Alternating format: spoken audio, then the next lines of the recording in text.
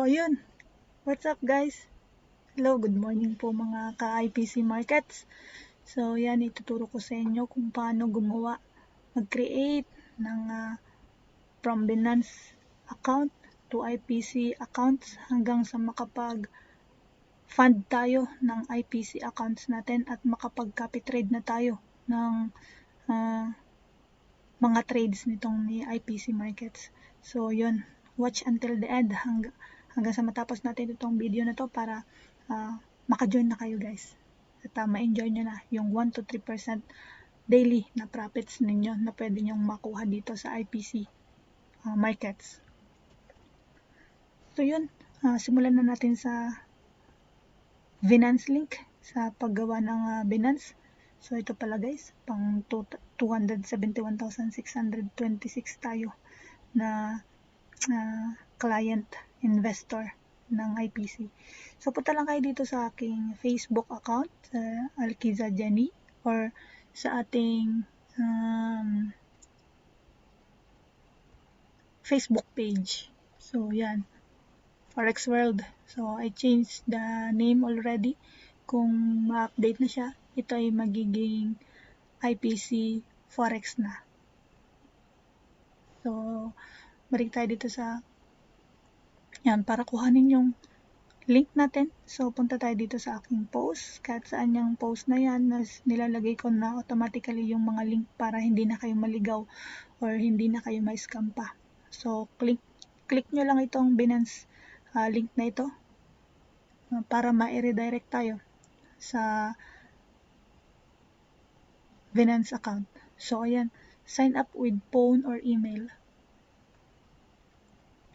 Then yung country kung saan kayo nag-stay.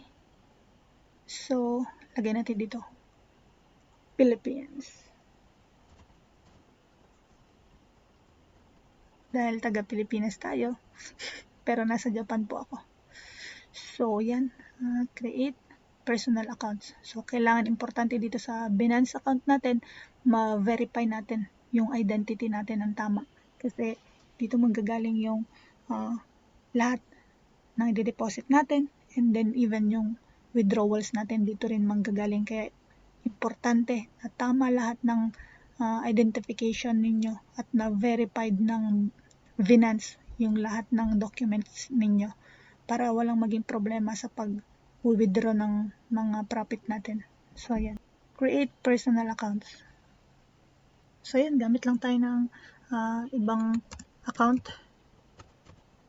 Pero ang gamitin nyo na dito yung sarili nyong account syempre.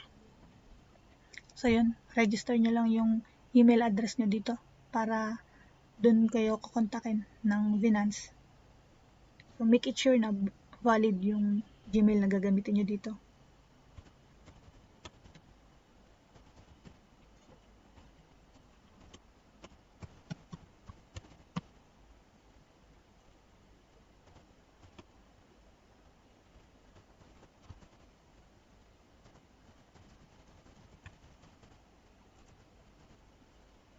So, I agree to receive email updates from Binance.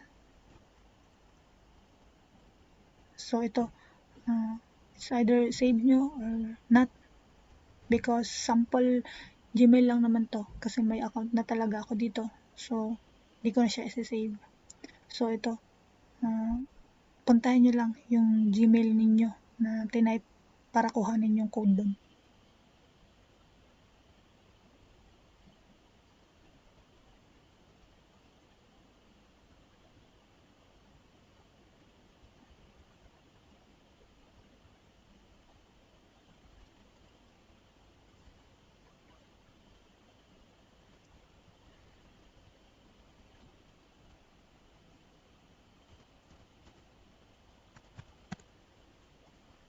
Then submit.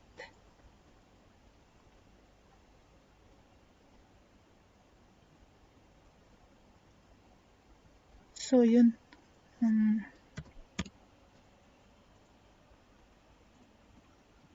yan, dahil nagamit ko na yung number ko dun sa original account ko, sa isa kong account, is hindi ko na siya maita-type in dito. So yun guys, i-type nyo lang dyan yung gamit yung number, and then next, and then okay na yun. Mapupunta na tayo sa, magla-login na tayo sa account natin. So, pakita ko sa inyo yung account ko guys na nagawa na.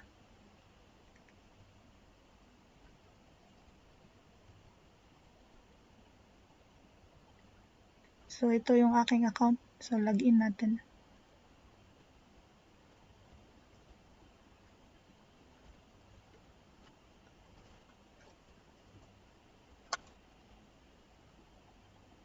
So, ito, get code lang tayo para mag-send yung code dun sa cellphone number natin.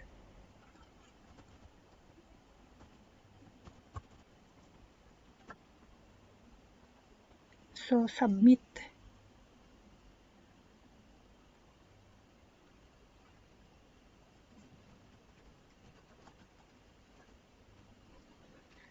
Ito guys, okay na yung Binance account natin. Pwede na tayong mag-fund dito. So, ganito na muna to. Punta naman tayo dito sa link ng IPC Market para gumawa ng account. Tanggalin na natin to. So, balik tayo dun sa search nyo lang yung aking Facebook para makuha nyo yung account link. So, yan. Kahit yung ito sa page natin, pwede dyan. Nandito din naman yung mga link. So, yan. So, punta naman tayo dito sa IPC Markets link. Just click this link. So, yan guys. Dahil may account na ako dito, mahirap mag-register ulit ng dami account. Kaya yan. Itong IB reference, dyan na talaga yan. Since under ng link ko. Kaya yan, gawa lang kayo ng email. Ginamit nyo na rin email dun sa Binance para isa na. And then, last name, first name, birthday, gender, mobile phone, tsaka home phone. Kung wala kayong home phone, yung mobile phone na lang din ang ilagay nyo. Tapos, nationality, then password and confirm password lang. And then, click nyo tong send code para mag-send ng code dun sa Gmail ninyo ang IPC. So, yun yung IPC, ito yung pangalan ng company natin guys. Intelligence Prime Capital. So, check nyo lang to and then sign up. And then, okay na yun. Madadirect na kayo sa profile account natin. So, check natin yung main account. So, after ng registration, ganito na yung mangyayari sa accounts nyo. Yan, ganyan lang. And usually, pag bagong account to, mapupunta ka dito sa profile. So, ito na yung profile. So, since tapos ko na kasi updated na yung profile ko, kaya okay na siya. Pero kayo guys, check nyo yung sa inyo. Yan, yung registered address, mailing address. Dapat yan same sa mga gagamitin yung proof of address dito sa baba. So, yan, yung proof of identity nyo, proof of address, and other supporting documents, kailangan yung i-fulfill to. Kailangan yung i-upload lahat to para ma-sure yung pag-withdraw natin, pag nag-withdraw na tayo. And kailangan, importante, na ma-verified lahat ng documents na in-upload natin dito. Kasi kapag hindi na verified ang isa dyan, so magkakaproblema tayo. Kaya kailangan clear to na approve lahat yan. So mag-i-email naman ng Intelligence Prime Capital kapag hindi approve. So yun, dapat legit. So ayun, okay na yung account natin, no?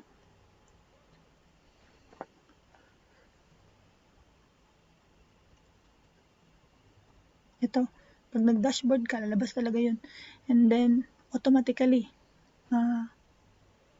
pag nakabili na tayo ng USDT, dito siya sa USDT wallet mapupunta. So, ayan, mag-fund tayo ng account natin. So, first, mag-fund muna tayo. Balik tayo sa Binance natin. So, ito, yung Binance account natin. So, pag may mga questions pa kayo, mag-email lang kayo sa akin, PM lang kayo sa akin para matulungan ko kayo maayos ang lahat ng accounts nyo. So yun, bibili na tayo ng USDT. Pero first of all, punta tayo dito sa payment method. So just click this payment method and then meron doon, pag-click nyo dyan, lalabas doon yung add payment method. So add nyo lang yung bank account nyo doon. And then yun ang gagamitin natin. So for me, ito yung ginagamit ko payment method is bank account. So pwede daw dito yung ibang ways katulad ng ano ba yun? GCash, whatever.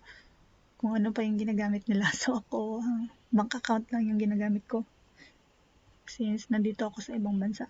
So yun, i-add nyo lang dyan yan. So hindi ko napapakita kasi mahirap mag-highlight, mag-hide pa ng personal accounts. So bank account kasi yun guys, alam nyo na. So yan, assuming na natapos nyo na yung payment method nyo, so punta tayo dito sa USD, buy crypto. So punta tayo dito sa P2P trading.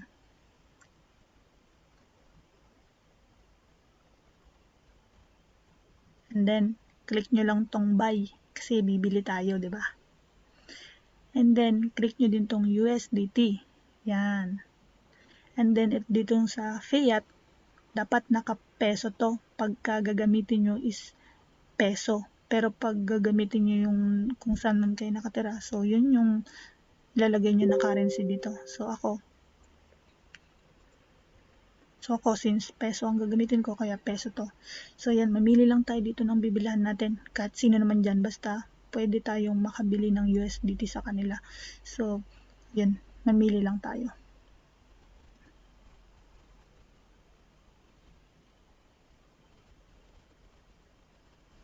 So, no peso net daw siya. Ano yun? So, hanap tayong iba. Ito, bank transfer.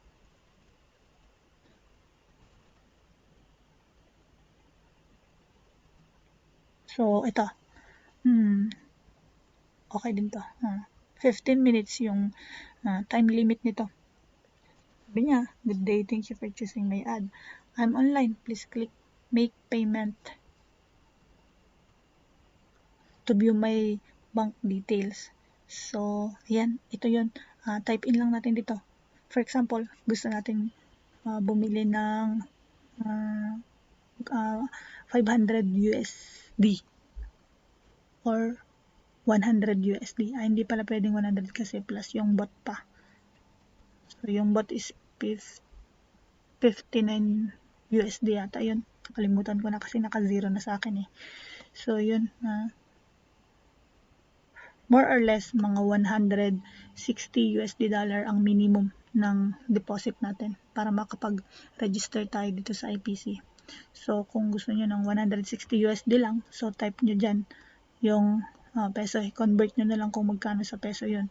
So, ang gagawin ko na lang example is 500 USD. So, sa inyo na. Nasa sa inyo na kung magkano yung gusto nyong capital, starting capital na ilalagay dito. So, convert nyo lang sa peso. So, ang 500 USD sa peso is around 25,000 if I'm not mistaken. So, ayan, maliit pala kasi mababa yung palitan. So, yan, 481.32 USDT yung marireceive natin dun sa 25,000 peso na bibilin natin. So, depende sa inyo kung magkano. For example, 160 USD. Mali pala. 160 USD ang gusto nyo. So, sabihin natin na 10,000. Kasi minsan, yung iba, may limit. So, yan, 192 USDT siya. So, pwede na to na minimum. Diba? 10,000 pesos. So, yun, sample natin, 25,000 pesos. Medyo maganda na yung profit nito, 1 to 3%. So, buy USDT. Limit pala niya. ganito, hanap na lang tayo ng ibang seller.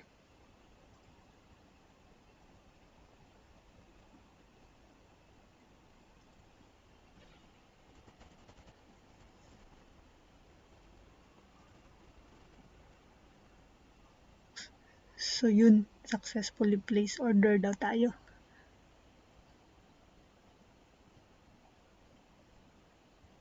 Yan, kahanap din tayo guys. So yun, yung 10,000 peso natin, magkakaroon tayo ng 192.95 USDT. So depende na lang sa inyo kung magkano yung initial na capital. So ito yung information ng seller. So ayan, sabi niya, "Hi, online po ako pero before sending payment, pakibasan muna nung terms sa itaas para maiwasan natin magkaroon ng inconvenience. Salamat. What bank are you going to use?" Yan, nagme-message kasi sila dito. So, basahin nyo na lang yung akin nung nagpadala ko ng nakaraan. Wala namang ganito. Pero, okay naman siya. So, depende sa buyer. So, ito na lang as example. Ito yung bank account number niya. Copy nyo lang to. Tapos punta kayo sa bank account, sa bank nyo. And then, paste nyo lang dun. Richelle Ann Borsellas. Yun yung full name niya dun sa bank. And then, ito yung branch niya. So, copy nyo lang yan para hindi nyo na i-type isa-isa guys. Tapos, after nyo mag-transfer, transfer nyo na kasi yan sa gamit yung bank account ninyo. Direct na siya. Tapos, pag na-approve na yung transfer nyo, so, notify nyo lang yung seller. So, transferred or notify seller. So, malalaman na yun ng seller. And mag-wait na lang kayo ng mga 5 to 10 minutes to 15 minutes. Mabilis lang naman lalo pag online yung seller. Direct na niya na ipapasok yung account natin dito din sa Binance. So, yan. Since hindi naman tayo bibili kasi wala talagang laman yung Binance ko ngayon. Cancel ko to.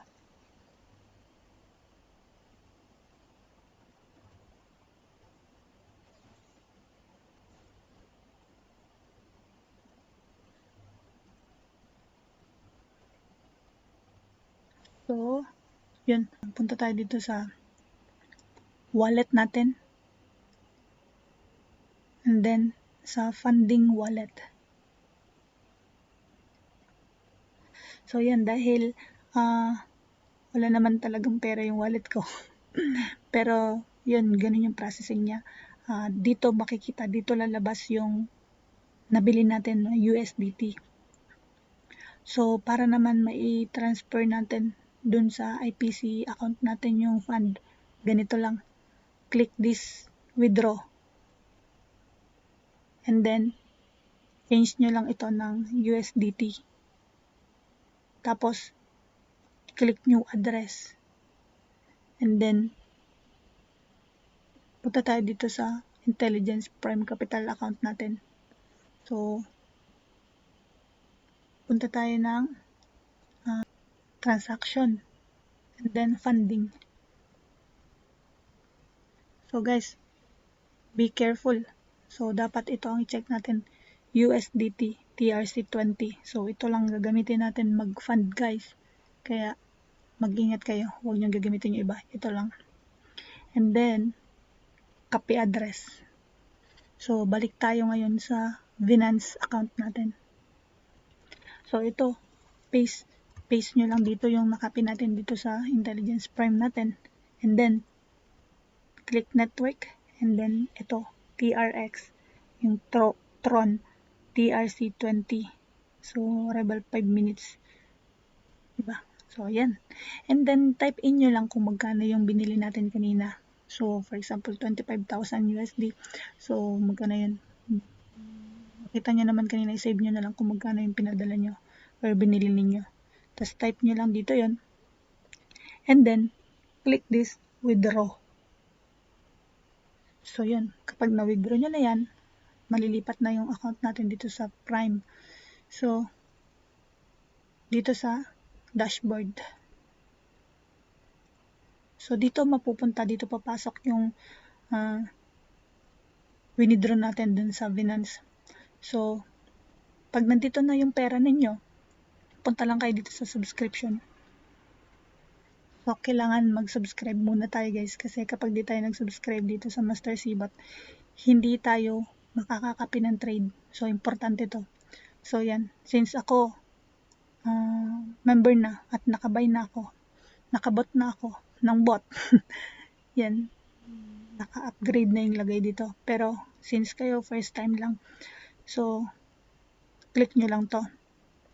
And then, madadirect kayo doon sa kung magkano yung payment account nitong Master Cbot. Yun lang yung tatype nyo doon. Then, next na lalabas na panel is yung i-transfer mo naman yung account mo. So, dahil nga, gawa na tong account na ito, ganito na itsura niya. Pero yun nga, tas usually, pag mag-fund, ay pag mag-transfer tayo, yun, automatically naman na yun. Pero kailangan, hintayin lang natin dito sa reports, dito sa fund transaction. Yan.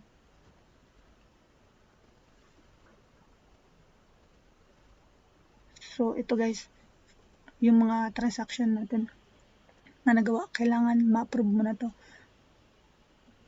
And then, pagka meron pang natira dun sa dito sa USDT wallet ninyo,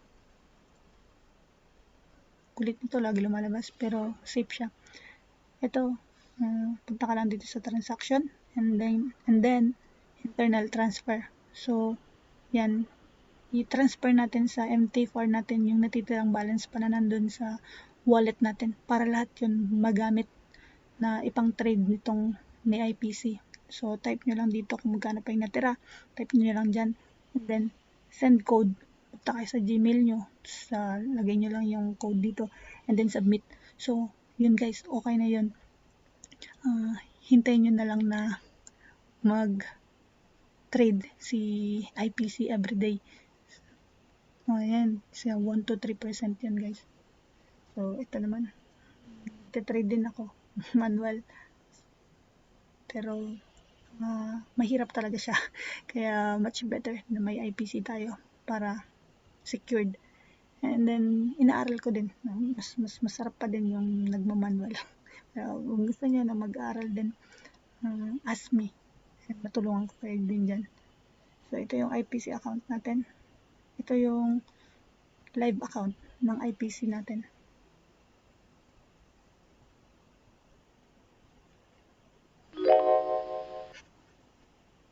So, ito guys yung live account natin. So, itong account na to, sinimulan ko lang to sa small account. Pero, yan, ipunin natin yung profit. And pwede pa tayo magdagdag dyan hanggang kahit magkano na gusto nyo. Kasi may mga group tayo dito na nasa 1 million yung kanilang capital. So, malaki na talaga yung kinikita nila daily. Pwede na mag-for good sa Pilipinas. So, yan. Dito natin makikita yung account history natin. So, pwede nyo makita dyan lahat.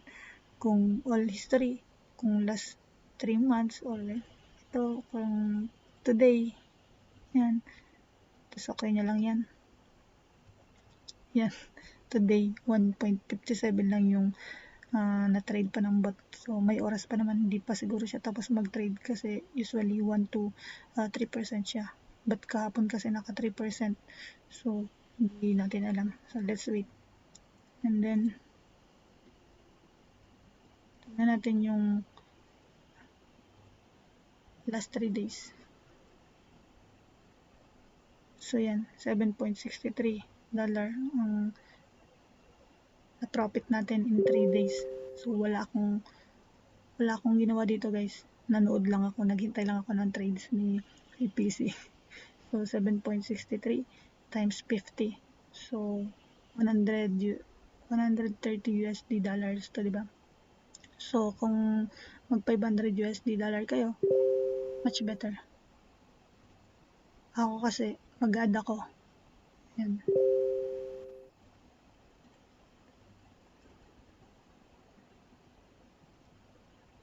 So guys, yun na yun. Thank you.